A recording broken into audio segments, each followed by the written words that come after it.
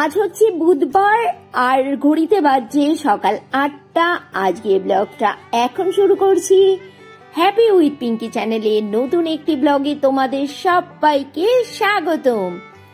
তোমরা সবাই নিশ্চয়ই খুব ভালো আছো, আর আমি ভালো নেই, আর আমি জানি তোমরাও কেউ ভালো নেই। কেননা গ্রীষ্মের এই তাপপ্রবাহের দিনে কারো পক্ষে ভালো থাকা তো সম্ভবই না। আর তবুও একটা কথা ভাবো, আমরা যারা বাড়ির মধ্যে থাকি তাদের তো ব্যাপার একটু আলাদা না, সারাদিন অন্তত ছায়ায় থাকি।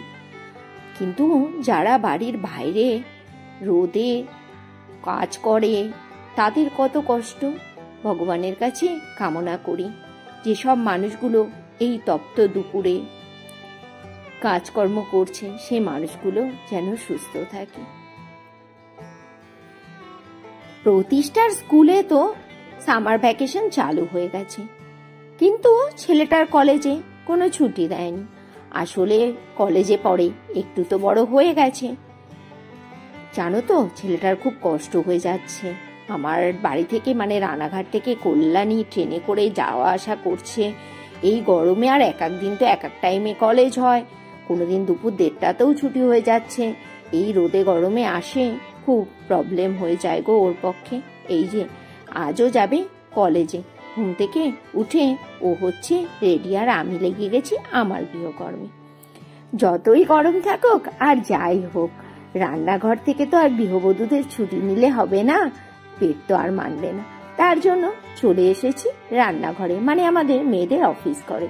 আজ করছি বরবটি বাটা, এখানে কালকে এঁচোড় ছিল গরম করে নিচ্ছি, এখানে ভাতও হয়ে গেছে। চটপট রান্নাটা সেরে নিয়েছি। কেন জানো, এই যে আমার ওভেনটা আজ ঠিক করতে আসার কথা ছিল, ওভেনটা তো ঠিক করেই নিয়েছি, কিন্তু কয়েকটা বার্নাল না একটু জাম, 3টে বার্নালের মধ্যে 2টো বার্নাল একটু জাম, আগুনটা খুব কম হচ্ছে। এই জন্য এই মামাকে ডেকে নিয়েছিলাম। ছোটখাটো ওভেনের কাজ হলে এই মামাই করে দেয়। তা মামা খুব ভালো করে ওভেনটা খুলে ভালো করে সার্ভিস করে দিয়েছিল। ওভেনটা খুব ভালোভাবেই জ্বলছিল। এই জন্য আজকে চট জলদি রান্নাটা সেরেছি। এই মামা যদি এসে ফেরত চলে যায় তাহলে আবার কবে আসবে তার নামে নেই ঠিক। আজ হচ্ছে আবার বৃহস্পতিবার, আর বৃহস্পতিবার গাদা গুচ্ছের কাজ। উপরের ঘরগুলো আজকে সকালেই মুছে নিয়েছিলাম, আর রান্না বান্না সেরে লেগে পড়েছি গাদা গুচ্ছের ঠাকুরের বাসন মাজা নিয়ে। এখন বাজে দুপুর 3টে, আর এখন লাঞ্চ করব। দেখে নাও ফাইনালি আজকে লাঞ্চে কি কি রয়েছে। রান্নার সময় একটু দেখেছো, এখন পুরোটা দেখে নাও। মাসি দিয়েছে আমের ডাল, আর এঁচোড়ের তরকারিটা ছিল কালকের, এটা গরম করে নিয়েছি। ডিমের অমলেটের তরকারি, আর এখানে রয়েছে গন্ধরাজ লেবু, আর মাইক্রোওভেনে ভাতটাও করে নিয়েছি গরম। করে লাঞ্চটা করে নিই।